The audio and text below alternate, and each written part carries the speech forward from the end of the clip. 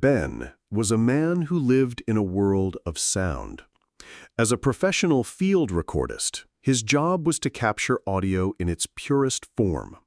The delicate flutter of a monarch butterfly's wings, the deep groan of a glacier, the precise timbre of a canyon wind.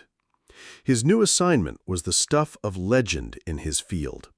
A 3-week solo stint at Acoustic Research Outpost Delta, a state-of-the-art research bunker in the heart of the Bonneville Salt Flats.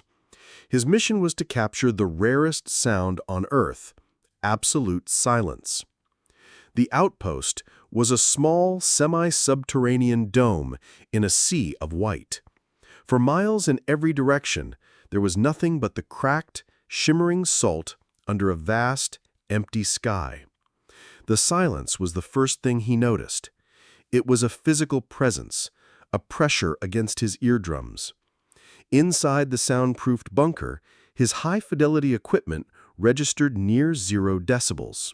It was perfect.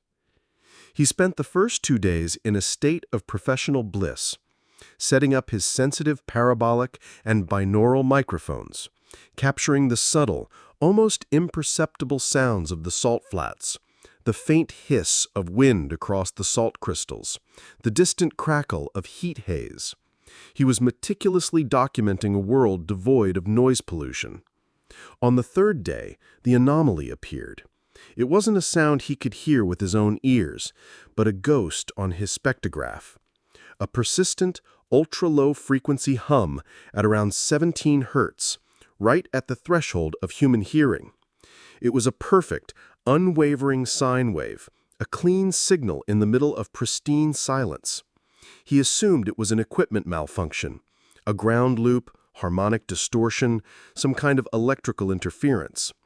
He spent the next 48 hours in a frustrating cycle of debugging. He rerouted cables, swapped out power conditioners, and even took his primary microphone apart piece by piece. The hum remained.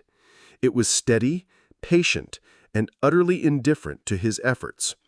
It wasn't a flaw in his equipment. It was a feature of the landscape. Frustrated, he searched the bunker for clues. In a locked maintenance closet, he found a metal box containing a stack of hard drives and audio logbooks left by previous research teams. They were audio logbooks. He plugged the first one in.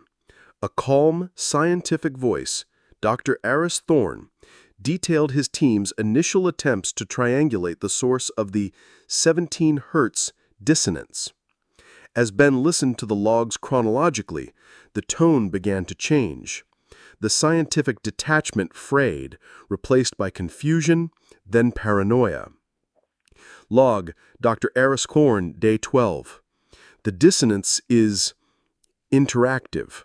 We played a pure 440 hertz tone from the external speakers. The hum's frequency shifted, dropping to 423 hertz, creating a noticeable and deeply unpleasant beat frequency. It's like it was trying to cancel us out. Log, Dr. Hansen, day 21.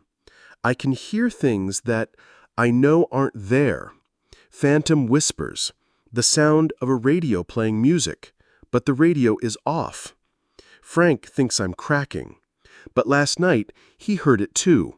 A woman singing. We're the only 2 people for 100 miles. Log, Dr. Hansen, day 30. It's not adding sound. It's rewriting it. I dropped a wrench this morning. It didn't clatter. It chimed like a glass bell. My own voice sounds wrong. The echoes are distorted. The hum is learning the properties of sound, and it's changing them. It's treating our reality like a waveform it can edit.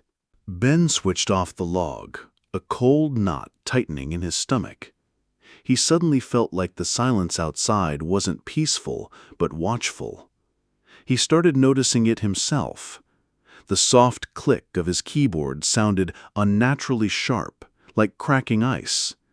The sound of his own breathing seemed to echo back at him, but with a slight metallic delay. He tried to play music on his headphones, a familiar comfort. But the melody was twisted, the notes sour and discordant. The hum was bleeding through, not as a sound, but as a corrupting influence on all other sounds. He felt his sanity beginning to fray. He was a man who trusted his ears above all else, and now his primary sense, his entire world, was being systematically dismantled by an invisible, inaudible force. In a fit of desperation, he decided to fight back. He rigged all his powerful external speakers together, creating a makeshift sonic cannon, and aimed it out at the salt flats. His plan was to bombard the silence with noise, to overwhelm the hum with a wall of pure, chaotic sound. He put on a pair of industrial-grade ear protectors and cranked his amplifier to maximum, blasting a torrent of white noise across the desolate landscape. For a moment there was only the raw, static roar. Then the hum responded. The world went silent. Not quiet, but a true, vacuum-like silence. The white noise didn't just stop, it was cancelled out, inverted, by an equal and opposite frequency from an unseen source. The air pressure in the bunker plummeted, making his ears pop painfully. The windows bowed inward. It felt like the world was holding its breath. Then came the cacophony. The hum, having absorbed and analyzed every sound Ben had made in the past week, began to play them back at him. But they were all wrong. It was a symphony of his own personal hell. He heard the sound of his own panicked breathing, but layered into 1,000 overlapping echoes. He heard the sound of the wrench dropping, but now it was a deafening, continuous clang. He heard the twisted, demonic version of his favorite song playing from all directions at once. He heard the frantic, terrified voices from the old audio logs, all speaking over each other. It was the sound of reality being torn apart and reassembled into a weapon aimed directly at his mind. He screamed, but his scream was swallowed by the chaos, his own voice stolen and woven into the monstrous tapestry of noise. He stumbled through the bunker, a man drowning in a sea of his own sounds. He grabbed a fire extinguisher and brought it down again and again on the humming amplifiers, the silent microphones, the mocking speakers.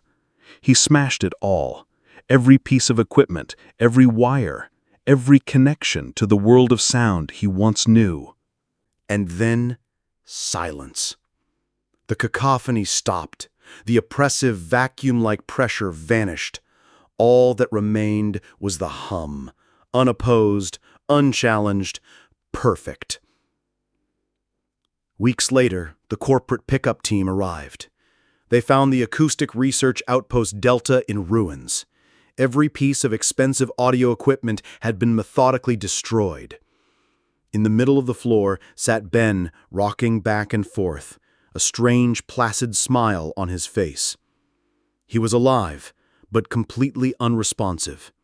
He didn't react to their calls, their touch, their presence. The team's medic, after a brief examination, made the grim discovery. Ben's eardrums were ruptured, but not in the way a loud noise would cause.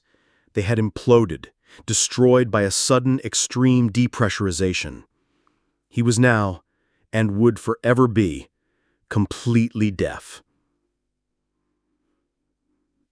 As they prepared to evacuate him, the team lead noticed the writing. On every available surface of the bunker, the walls, the floor, the ceiling, Ben had used a black marker to scrawl the same 7 words over and over again, a frantic looping mantra. Silence is not empty. Silence is not empty. Silence is not empty. Silence is not empty. Silence is not empty. Silence is not empty.